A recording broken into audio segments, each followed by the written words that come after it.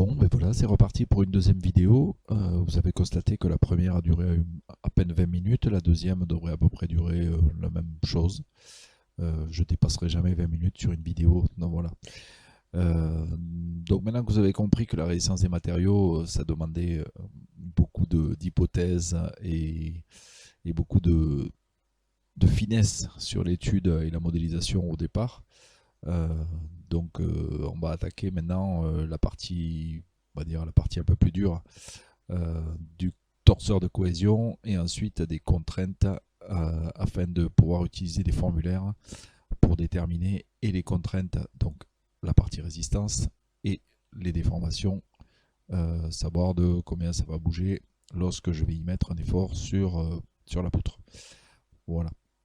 Donc là, on se retrouve dans la partie B, donc la partie A étant la première vidéo, la deuxième vidéo, la partie B, ce que j'ai appelé expérimentation, théorie, et ensuite on va en sortir un formulaire, tout ça pour arriver à déterminer des contraintes et éventuellement des déformations quand j'aurai prouvé les contraintes. Donc la première chose qu'on va déterminer, c'est ce qu'on appelle le torseur de cohésion, qui est issu en fait de ce qu'on appelle les efforts de cohésion. Alors la cohésion, ceux qui font un petit peu de foot ou de rugby connaissent les cohésions de groupe, c'est-à-dire une espèce d'attraction au niveau du groupe qui permet d'avoir un groupe soudé et solide. C'est la même chose au niveau d'un matériau. Donc là je vous ai fait une petite diapo là, qui vous montre un petit peu... Bon, c'est un peu gadget, mais bon, c'est un peu le fonctionnement entre ce qui se passe au niveau de la cohésion, par exemple quand on fait du béton, pour faire une poutre en béton, par exemple. Donc voilà, bon, c'est juste une image. Donc la première partie, c'était, vous avez vu, des fibres de carbone plus une résine, donc pour faire un matériau dit matériau composite. Donc en fait, il faut deux éléments, hein, la fibre plus la résine, pour donner la première pièce. Et ensuite, le deuxième exemple, c'est du béton, donc avec du ciment, plus du sable, plus de l'eau. En fait, vous allez obtenir en fait du béton. Donc vous avez compris que la cohésion, en fait, c'était ce qui se passait à l'intérieur du matériau. Donc pour aller voir ce qui se passe à l'intérieur du matériau, comme on a fait la semaine dernière, on va couper virtuellement la poutre en deux. Donc c'est ce qui a présenté sur la slide 22. En fait, on va regarder en fait ce qui se passe à travers une section coupée, ce qu'on appelle une section droite. Donc là, c'est ce que j'ai marqué coupure fictive. Voir un petit peu comment on peut déterminer à l'intérieur du matériau par des formulaires ou par des torseurs, on va oser, ce qui se passe à travers la section coupée. Donc là j'ai pris une poutre classique sur laquelle j'ai appliqué différents torseurs d'action mécanique que j'ai appelés A, B, C et D. Donc dans un premier temps on pourrait effectivement appliquer de la statique sur la poutre en disant que la somme des torseurs est égale à 0. Donc ça c'est ce qu'on fait depuis le début de l'année, donc vous connaissez par cœur. Donc A plus B plus C plus D en torseur est égal au torseur nul. Ça c'est de la statique, il n'y a rien à voir avec de la résistance des matériaux. Ensuite, si je fais une coupure virtuelle de ma poutre, ce que j'ai tenté de faire, vous voyez, il y a une coupure par un plan perpendiculaire à la ligne moyenne qu'on a vu dans la première vidéo. Donc ce plan qui est un plan de coupure fictive, il se passe des choses à travers la section qui est hachurée, qui est centrée sur G. Et en fait, ce qui va se passer à travers cette section, c'est ce que je vais appeler moi la cohésion. Donc on va essayer de définir par ce qu'on appelle un torseur de cohésion et on va voir comment on peut définir ce torseur de cohésion sur la diapo suivante. Donc en fait, si je coupe en fait ma poutre en deux, vous allez vous rendre compte que, alors on va pas le faire en vrai, hein, on le fait virtuellement, donc on va considérer en fait que j'ai deux parties, une partie avant coupure et une partie après coupure. Comme je vous l'avais indiqué dans le cours, la poutre elle est orientée par sa ligne moyenne. Vous vous rappelez, hein, de la ligne moyenne, c'est la ligne qui passe par les centres de section. Et ensuite, cette ligne moyenne, elle est orientée généralement de la gauche vers la droite par un axe qu'on va appeler l'axe X. Donc ici, je peux dire que avant la coupure, j'ai une espèce de morceau de tronçon. Là, il est sur la diapo, il est appelé T1. Et après la coupure, j'ai un autre morceau qu'on va appeler T2. Dans le cours, j'avais appelé ça T+, et T-. Donc en fait, il se passe des choses à travers la section coupée, là, qui est représentée par les petites flèches vertes, des attractions entre les molécules de matériaux. Là. Il se passe des choses que nous, on va appeler la cohésion.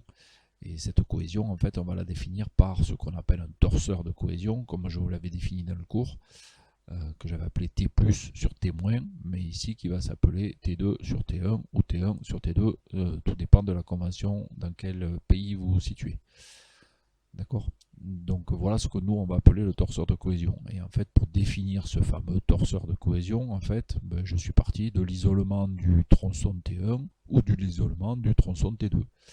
Alors si j'isole par exemple T1, qu'est-ce que je vais dire? Je vais dire qu'il s'applique dessus le torseur A, le torseur B et ce qui se passe à travers la section coupée, c'est-à-dire le torseur de T2 sur T1. Pareil, si je veux isoler la partie T2, qu'est-ce qui va se passer? Eh bien, je regarde qu'est-ce qui se passe sur T2, qu'est-ce que j'ai comme action mécanique? Je vais avoir l'action mécanique C, je vais avoir l'action mécanique D, et je vais avoir l'action de ce qui se passe à travers la section coupée, c'est-à-dire T1 sur T2. Donc après, je peux écrire tout à fait du PFS sur chacun des tronçons en disant par exemple que sur le premier tronçon, je vais avoir torseur de A plus torseur de B plus torseur de T2 sur T1 qui est égal à 0, un torseur toujours. Et sur le deuxième tronçon, je peux dire par exemple que le torseur de C plus torseur de D plus ce qui se passe à travers la section coupée, c'est-à-dire T1 sur T2, est égal à torseur nul. Voilà comment je vais arriver à calculer ce fameux torseur de cohésion qu'on va définir ici au niveau de ce qui se passe entre T1 et T2, c'est-à-dire mes petites flèches vertes. Donc sur la slide suivante, la 24, donc je m'aperçois qu'en fait je me retrouve avec ces petites flèches vertes là, que je ne sais pas trop quantifier, que je ne sais pas trop modéliser. Donc en fait je vais m'apercevoir que je vais les simplifier en les découpant en fait entre, à la place de mettre des petites flèches vertes dans tous les sens, là je vais les découper avec des forces et des moments que vous connaissez un petit peu depuis qu'on y travaille dessus. Donc la première qui va intervenir, c'est la force bleue là, que vous voyez en plein centre là, qui est portée par X, que je vais appeler N, en fait, qui est un effort normal. En fait, je vais m'apercevoir que lorsque je vais avoir de la traction ou de la compression, donc c'est-à-dire si je tire ou si je pousse dans l'axe X sur ma poutre, en fait, je vais avoir cet effort N à l'intérieur de la matière qui va apparaître, qu'on appelle un effort normal, d'accord? Qui va apparaître en fait dans ce que je vais appeler plus tard le torseur de cohésion. Je vais retrouver cet effort N suivant l'axe X avec, comme vous le savez, une force N, donc à Newton, qui va se retrouver donc dans la partie gauche du torseur de cohésion. Ensuite, je vais avoir aussi en vert un effort tangentiel, donc un effort tranchant, qui va me donner en fait du cisaillement, qui peut être soit porté par Y, soit porté par Z, soit une composée entre Y et Z, comme il est dessiné sur la figure, là, un petit peu en composé entre Y et Z. Ensuite, je peux avoir comme moment, je peux avoir un moment suivant l'axe X, qu'on va appeler le moment de torsion, MT. Ça c'est exactement quand je vais tordre ma poutre en y mettant un moment suivant l'axe X.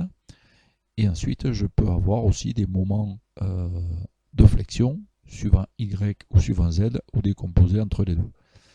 Donc en fait, je vais décomposer mon torseur en 6 composantes, comme tous les torseurs, dans lequel je vais retrouver les efforts normaux, les efforts tranchants, le moment de torsion et les moments de flexion. Voilà, donc je vais me retrouver avec 6 composantes normalement, en force suivant X, Y, Z, et en moment suivant X, Y et Z, en réutilisant en fait le N, le T, le MT et MF. Donc voilà, le torseur de cohésion, il va avoir cette tête-là, hein. avec du n suivant l'axe x, qui va être un effort normal suivant l'axe x, des efforts tranchants qui peuvent être sur y ou sur z, ou un des deux, pas forcément les deux. Donc ici j'ai ty et tz. Et ensuite au niveau des moments, je me retrouve avec un moment de torsion qui est suivant l'axe x, c'est normal, c'est de la torsion. Et ensuite deux moments fléchissants qui sont mfy et mfz, qui sont respectivement suivant l'axe y et suivant l'axe z. Et là pareil, je peux en avoir un des deux, ou les deux, ou aucun des deux. Voilà. Donc le torseur de cohésion, il s'exprime systématiquement au centre de la section de coupure virtuelle, c'est-à-dire au point G, et il se calcule à partir des formules qu'on a vues dans le cours de jeudi, en disant que le torseur de cohésion est égal à moins le torseur de l'extérieur sur la partie gauche, c'est-à-dire sur ce que j'ai appelé T1, ou plus le torseur de l'extérieur sur la partie droite que j'ai appelé T2. Donc reprendre les formules que j'ai données dans le cours, et ça vous permettra en fait de savoir comment on va calculer ce torseur de cohésion en isolant soit la partie gauche coupée, soit la partie à droite de la coupure. Voilà, c'est aussi simple que ça. Donc une fois qu'on a déterminé ce torseur, donc généralement je vais me retrouver avec un torseur qui n'a pas toutes les composantes non nulles. Il y en a beaucoup qui sont nulles, heureusement. En fait, je vais me retrouver avec 3-4 possibilités qu'on va exprimer tout de suite. Donc en fait, le premier torseur là que vous avez sous les yeux, en fait, si je me retrouve avec un torseur qui a cette tête là, c'est-à-dire N00 et 000 sur le moment, en fait, on va s'apercevoir qu'on n'a que de l'effort normal. Donc si on n'a que de l'effort normal, on se retrouve dans un cas de sollicitation qui s'appellera soit la traction, on tire sur la poutre, soit de la compression, c'est-à-dire on pousse sur la poutre. En fait, c'est aussi simple que ça. Ensuite, le deuxième torseur là, que vous avez sous les yeux, si je me retrouve avec un torseur qui a cette tête-là, c'est-à-dire qui n'a aucune force mais qui a un moment de torsion suivant l'axe X, en fait, je me retrouve avec une sollicitation qu'on va appeler de la torsion. Pourquoi? Parce que en fait, ma poutre va se tordre, donc en fait, je me retrouve avec de la torsion pure. Et enfin, le troisième torseur que vous risquez de découvrir souvent dans les exercices, c'est celui qui a cette tête-là, c'est-à-dire 0TY0, 00 MFZ. Donc là, je me retrouve avec de l'effort tranchant suivant Y, plus un moment fléchissant suivant Z. Et c'est ce qu'on appelle vulgairement, nous les profs de méca, on appelle ça vulgairement de la flexion plane simple. Pourquoi simple? Tout simplement parce que c'est celle qui existe le plus souvent dans la nature et dans la mécanique. Donc c'est pour ça qu'on l'appelle flexion plane simple. Bon, ensuite, je peux trouver d'autres torseurs, mais bon, pour l'instant, je vais développer que cela.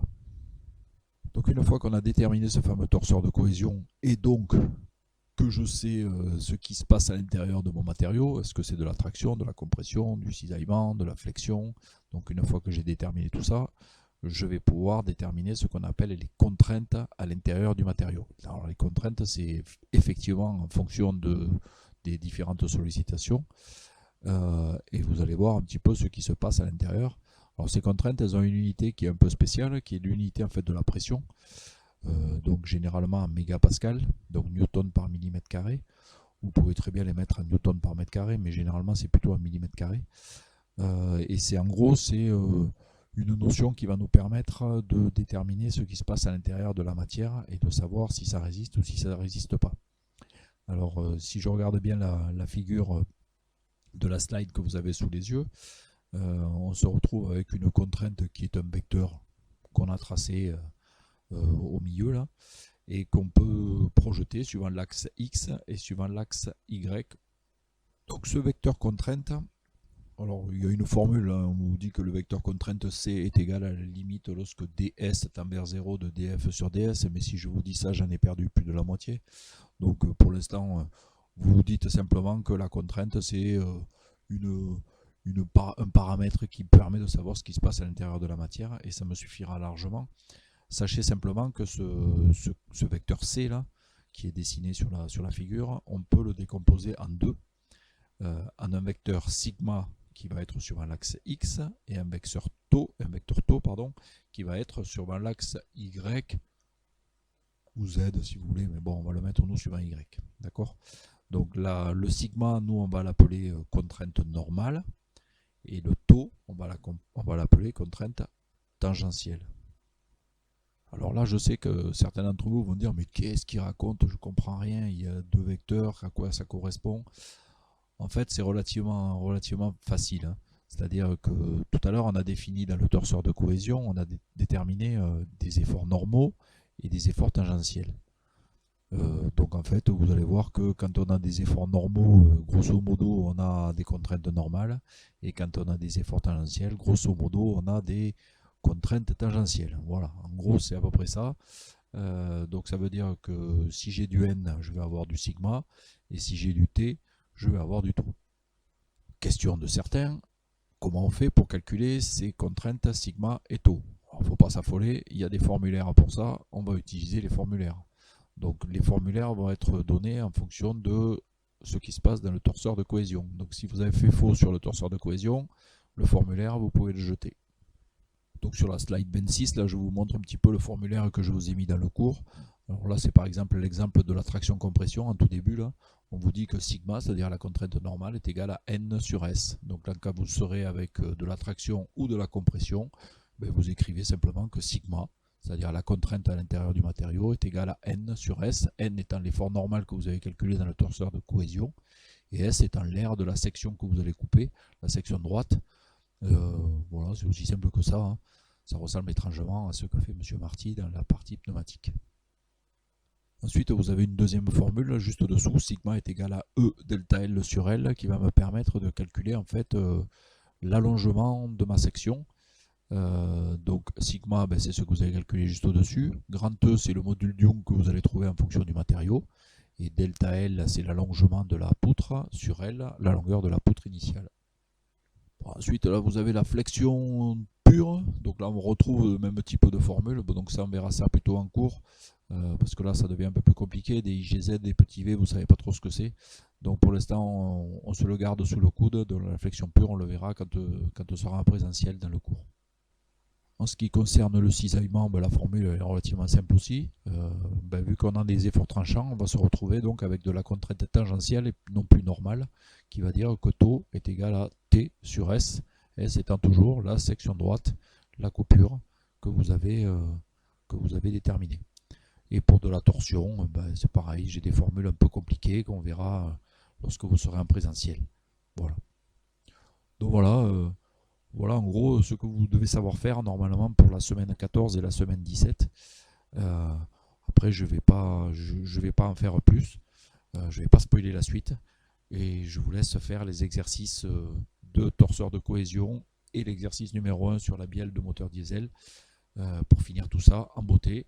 Vous devez me le rendre normalement avant vendredi de cette semaine, 18 h. Bon courage à tous.